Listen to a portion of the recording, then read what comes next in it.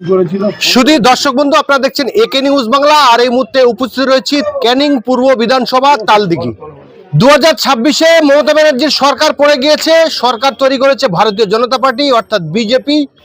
আর সেই বিজেপি সরকার তৈরি করার পরের থেকে আমরা দেখতে পাচ্ছি যে ক্যানিং পূর্ব বিজেপির প্রচারের মুখ অলি পেয়াদা। তিনি বিভিন্ন অ্যাক্টিভিটি এবং তার জনসভায় তিনি বলছেন যে সিপিএম, আইএসএফ বা তৃণমূল কারোর পতাকা ঝান্ডা থাকবে না। ঠিক যেমনটা বামপন্থ সরকার, তারাও এই কথা বলেছে। 2011 সালের পরে বামপন্থ থেকে আসা তৃণমূলে অন্তর্ভুক্তি তৃণমূলের নেতা তারাও বলেছে।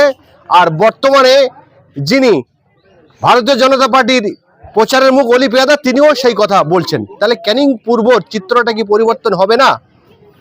এই সমস্ত বিষয়ে কথা বলবো। আমাদের সঙ্গে রয়েছেন ক্যানিং পূর্বের ইন্ডিয়ান সেকুলার ফ্রন্টের অবজারভার গাজী শাহাবুদ্দিন, সঙ্গে রয়েছেন ক্যানিং পূর্বের 2026-এ ইন্ডিয়ান সেকুলার ফ্রন্টের প্রার্থী আরাবুল ইসলাম।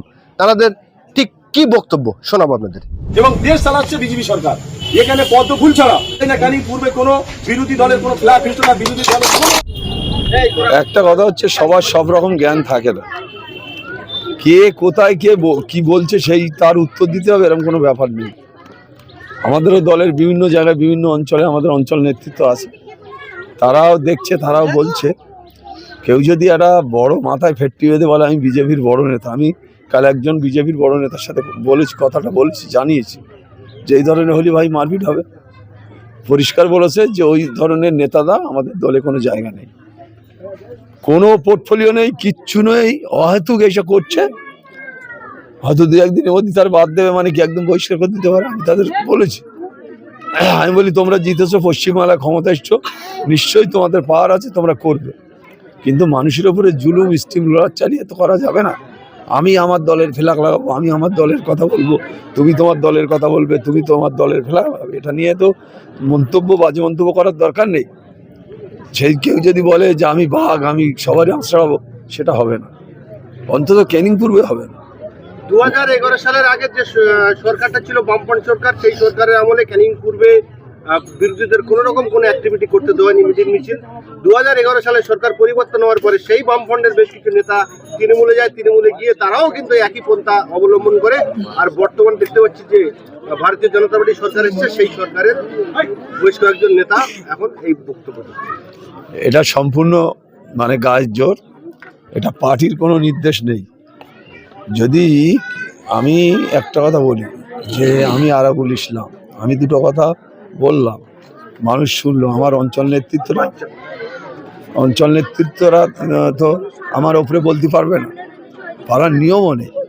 খালি ওদের নেতৃত্ব যারা আছে, ওদের যে বিজেপির ক্যান্ডিডেট, ওদের দলের মুখপাত্র, ওদের দলের অবজারভার যারা আছে, তারা এই ব্যাপারটা ভালো চোখে নেয়নি।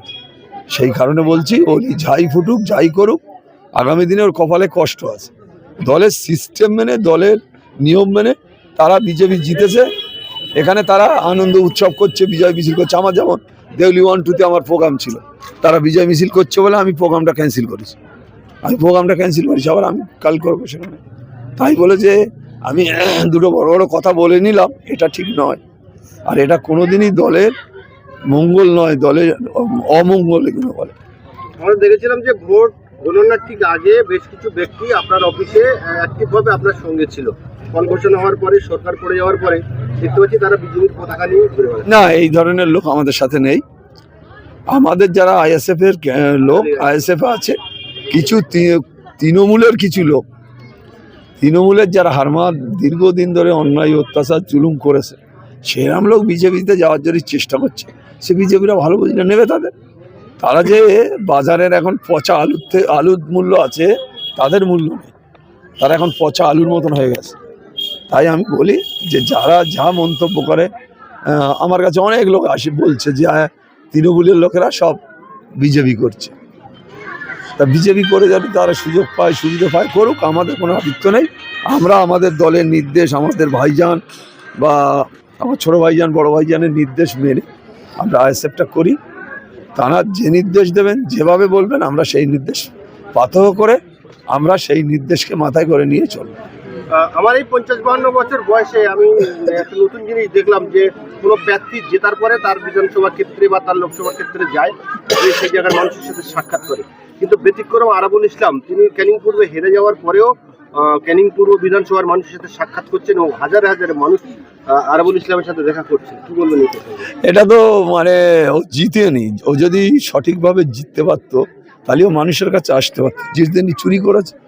আমরা আগে বলতাম মমতা ব্যানার্জি চাকরি চোর, শিক্ষা চোর, গরু চোর, বালি চোর, কয়লা চোর। এখন দেখছি এভিএমও চুরি হচ্ছে।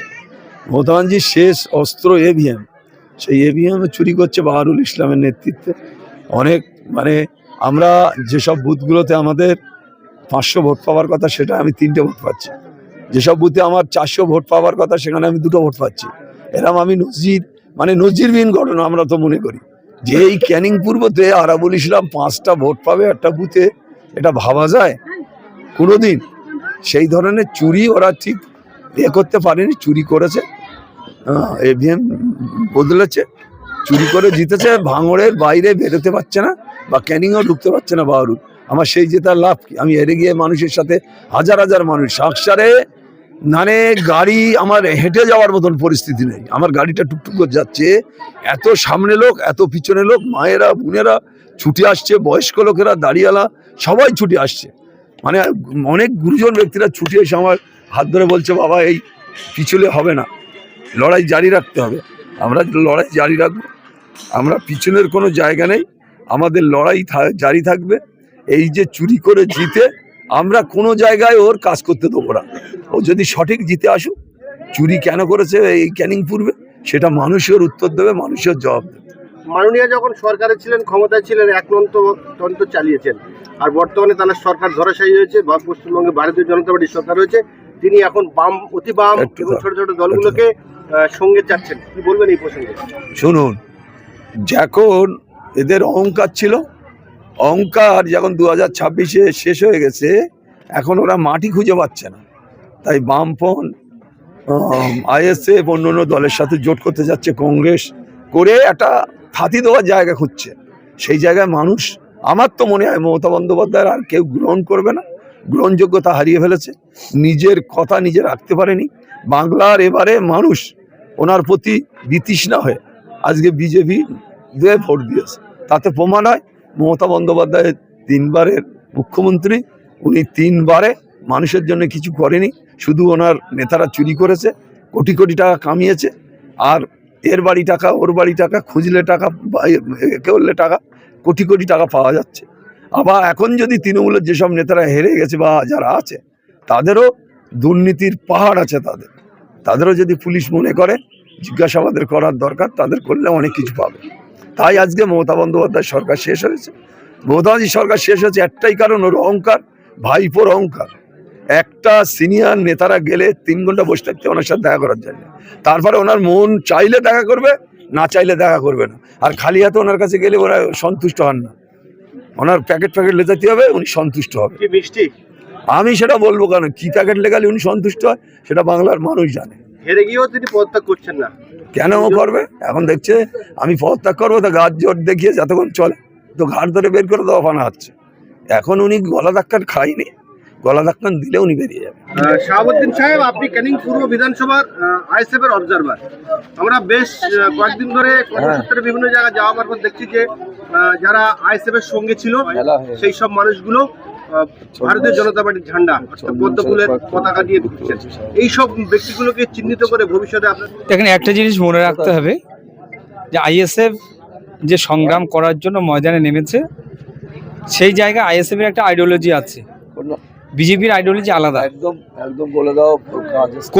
আমার কোনো কর্মী সমর্থক যদি আইএসএফ বিজেপিকে একসাথে করে ফেলে বা কেউ যদি বিজেপি ঝান্ডা ধরে থাকে, আমরা কঠোর হাতে ভালো আছে, আপনি কেমন আছেন? তাকে দমন করছি এবং পার্টি থেকে তাকে সাসপেন্ড করা হচ্ছে। কারণ আইএসএফ কাউকে গোলাতে দেবে না। কারণ আইএসএফ যে ধ্যান ধারণা নিয়ে মানুষের কাছে এসছে, তাতে কেউ যদি দাগ লাগানোর চেষ্টা করে, কর্মী হোক, নেতা হোক, সমর্থক হোক, কাউকে ছাড় দেওয়া হবে না। তার যদি মন চায় বিজেপি করতে, সে বিজেপি করার অধিকার তার আছে, আমরা তাকে বাধা দেব না। কিন্তু আইএসএফ তাকে একেবারেই দল থেকে বহিষ্কার করবে, কোনো অবস্থায় তাকে ছাড় দেবে না। ইতিমধ্যে আমরা বিভিন্ন জায়গায় যে এরকম কোনো প্রমাণ পেয়েছি তাদেরকে আমরা সাসপেন্ড করেছি দল থেকে। তবে একটা জিনিস, অনেকেই 4 তারিখের পরে তৃণমূলের ভরাডুবির পর অনেকেই তৃণমূল কংগ্রেসের নেতারা তারা আইএসএফ এর পতাকা নিয়ে, বিজেপির পতাকা নিয়ে তারা একসাথে আইএসএফ কে বদনাম করার চেষ্টা করছে। আমরাও তাদের খোঁজ নিচ্ছি, আমরা তাদের বিরুদ্ধে যথাযথ ব্যবস্থা নেব, দল ব্যবস্থা নেবে। ধন্যবাদ।